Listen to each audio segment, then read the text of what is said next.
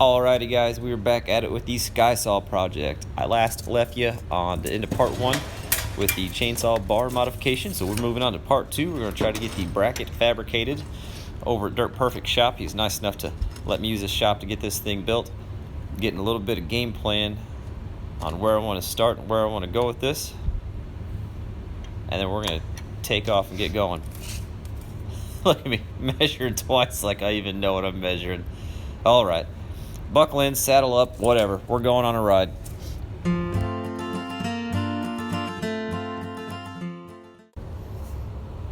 Alrighty, so we're getting started on the frame here. Off camera is Dirt Perfect, giving me very strict instructions on not to burn his shop to the ground. So we'll make that goal number 1.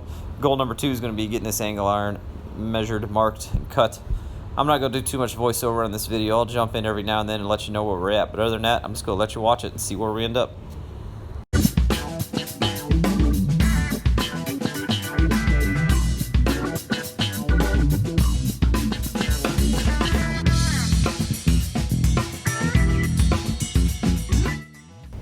So here we have the 4 pieces cut. This is the basic shape of the frame. Let's see if we can get it squared up and get it put together.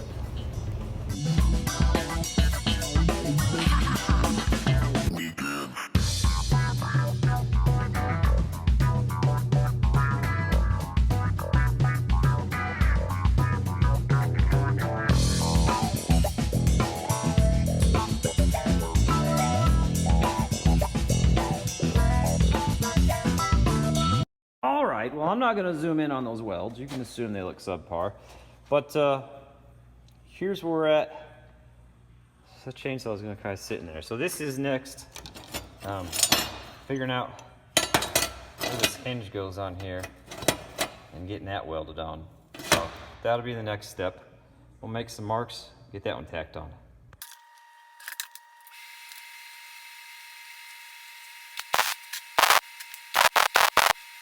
So apparently, I didn't have my camera on when I did that, when I welded that on there, but you can tell I did it, that's for sure. Nobody else is gonna claim that. I'm not even gonna show it to you that long. Good.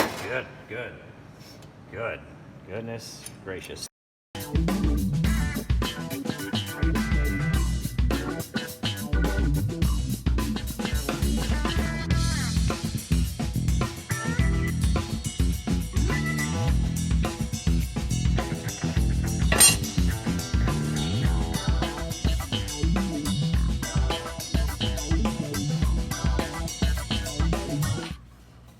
The bar, I'm coming down and hitting this piece. So it's just like a stop. I think that'll work. I don't know. Yeah, it'll work. Why wouldn't it?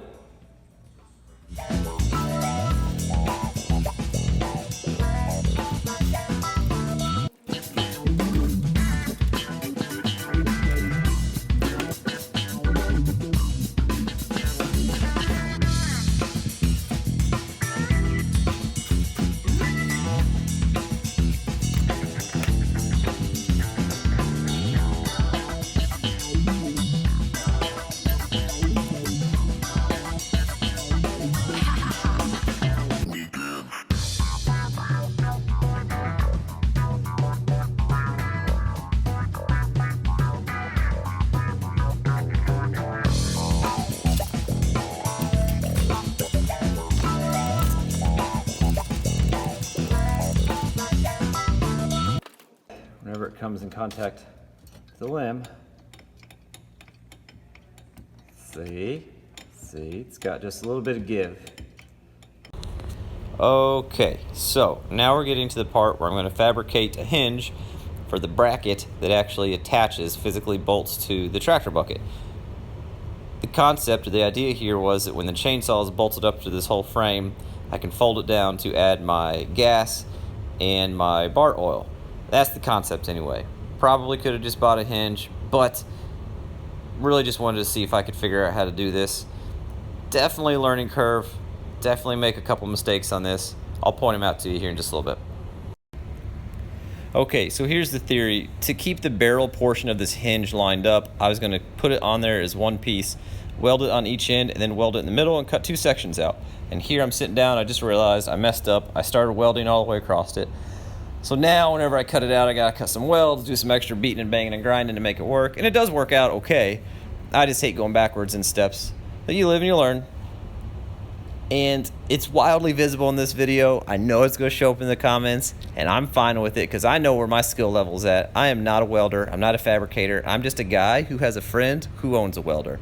So go ahead and tell me, but I already know they look atrocious.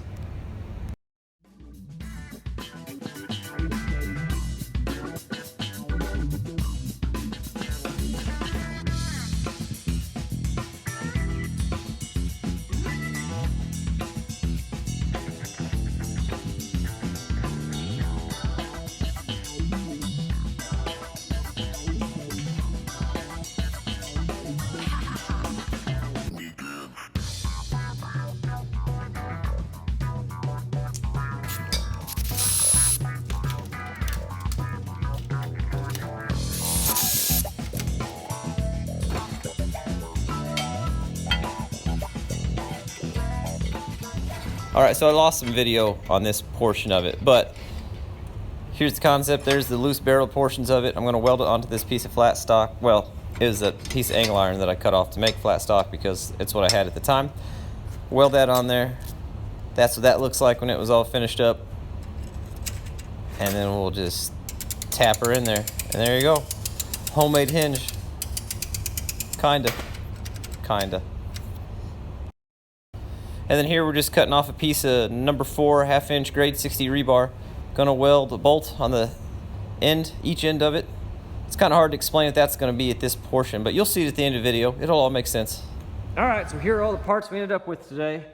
This homemade little hinge. This will bolt to the tractor. We got this hinge here, which will hold the handle of the saw, the spring mounts for the bar.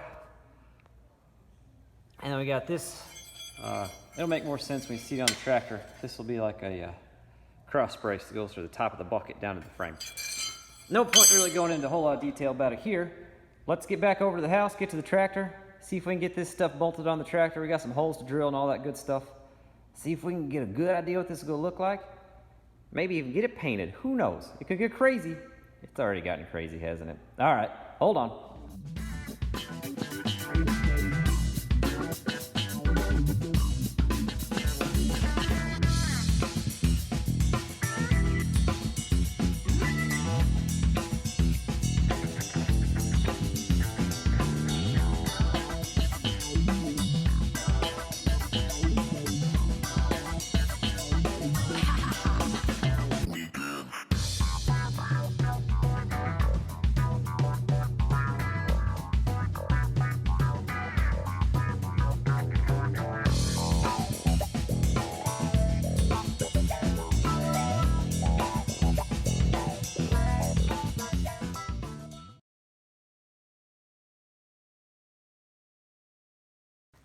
Okay guys, so there it is.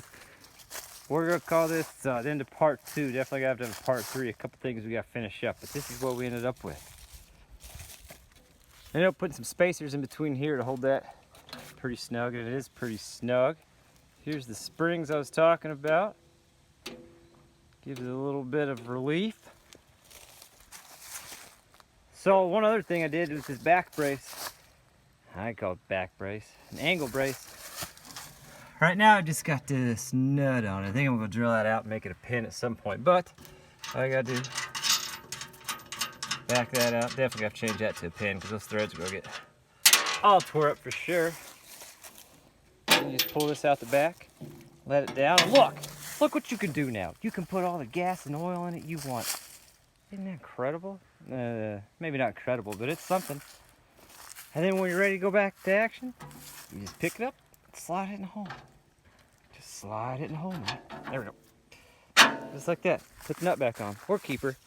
Definitely go drill it out, put a keeper on it. Went ahead and painted it up fluorescent orange. You know, safety. So what's next? Okay, what's next is we've got to figure out a throttle from back here that runs up the boom of the loader. Comes into here. Now I know they make like remote throttle cables for sawmills, for like chainsaw sawmills, like those little homemade Alaskan mills you can get. That may be the answer. I don't know how expensive those are. I was also just thinking maybe mounting, like a lawnmower throttle. You know what I'm talking about. I'll post a picture right up here. See it? This is what I'm talking about. Maybe mounting one of those right up here that runs down the arm. I just don't know how long that is. I'll have to do some measuring. But this is in part 2. It's ridiculous. It's absurd. I'm pretty daggone excited about it. I hope you guys are too. Hey, if you like this and you want your friends to see what a crazy person does with a chainsaw strapped to a tractor bucket, be sure to share this. Appreciate all the likes and comments, a lot of new subs. Mrs. SOT, Brian Gardner, Barry Hanson, Cody Hyatt, just to name a few. Super excited you guys are tagging along with me on these adventures. Keep a lookout for part 3, be coming up soon. We'll get this thing out in the woods and see what it does or doesn't do.